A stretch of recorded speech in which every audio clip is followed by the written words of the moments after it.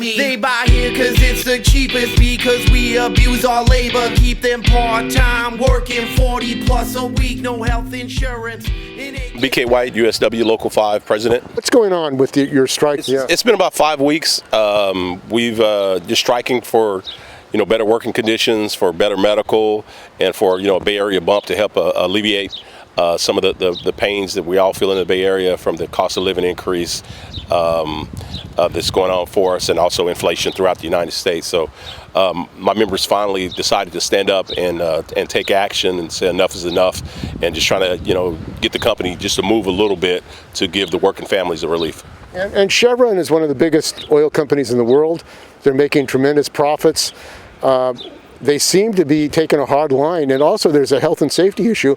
The replacements that have been brought in, is there a threat to health and safety at the I think that all you have to do is look at the documents filed with the Bay Area Air Quality Management District Board and the things filed with OSHA, and you'll see that there has been several incidents since the trained union workers have been replaced by the untrained labor that's in there now. So there is a impact to both the environment and to the surrounding community of the city of Richmond.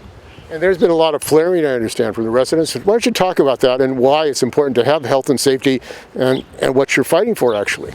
Yeah, we always say that there's enough technology in the refinery to run safely, but is there enough integrity? And that's what we are. As a union, we stand as the conscience of these major corporations and don't let them just shoot for profits to bring a discussion in on the impact of making certain decisions could have negatively on the environment and to the individual. So it's really important. My union is founded on health and safety, and it's really important that we keep that at the forefront and hold these companies accountable for the communities in which they operate. And I understand part of their negotiating demands is to take away health and safety inspectors to make it even less safe than it is, and refinery is a dangerous place. Yes, about less than a year ago, they took away a lot of our electronic operating manual writers, electronic maintenance manual writers, and these are technical writers that ensure the procedures to run these very volatile processes are up to date and accurate, and they took those positions away, and we were never told that these positions were ineffective.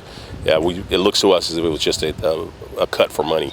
And there was an explosion there in the past, nearly killed people, and they promised that they wouldn't take away health and safety. It seems like they've gone back on what they promised people.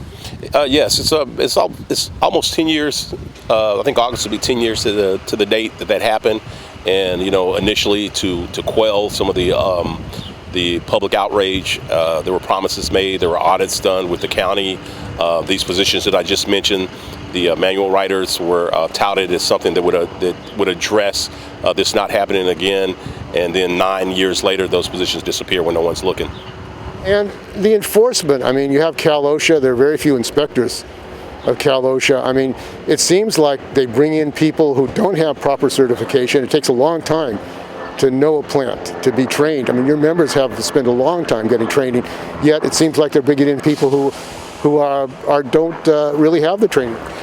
Yes, I agree 100%. OSHA is definitely understaffed, underfunded, and I don't believe that they wield the power that they should be allowed to hold companies accountable for operating safely or having safeguards.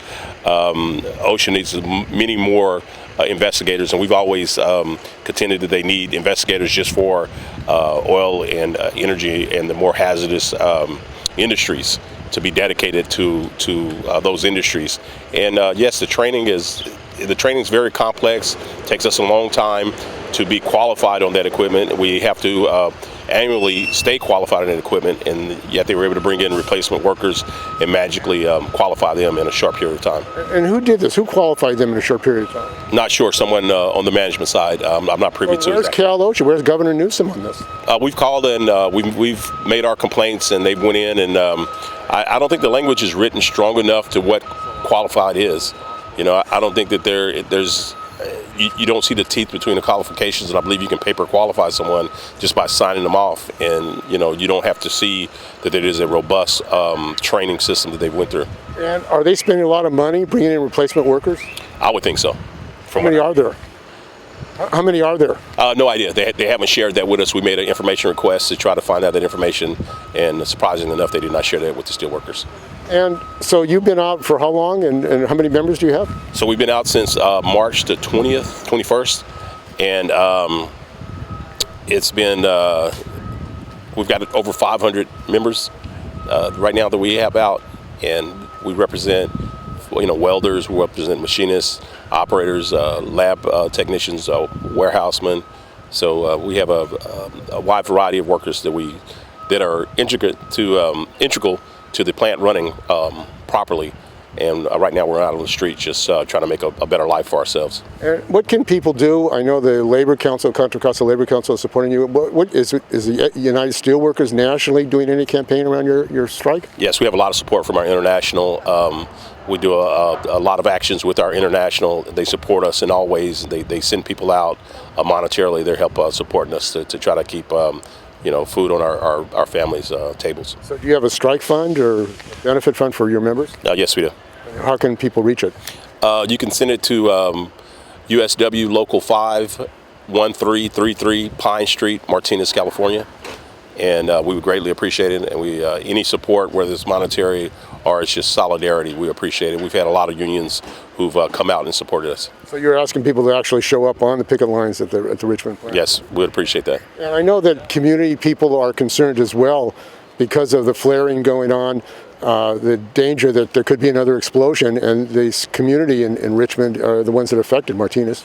Yes, definitely, and that's why the training is so important. That's why having equipment that is up to date, inspections on the equipment and the piping is so important. It's because it's a very volatile process that can be ran safely, but must be ran safely and must have all the safeguards in place, including the proper personnel. So how long are you going to stay out? We'll stay out until we get what we deserve.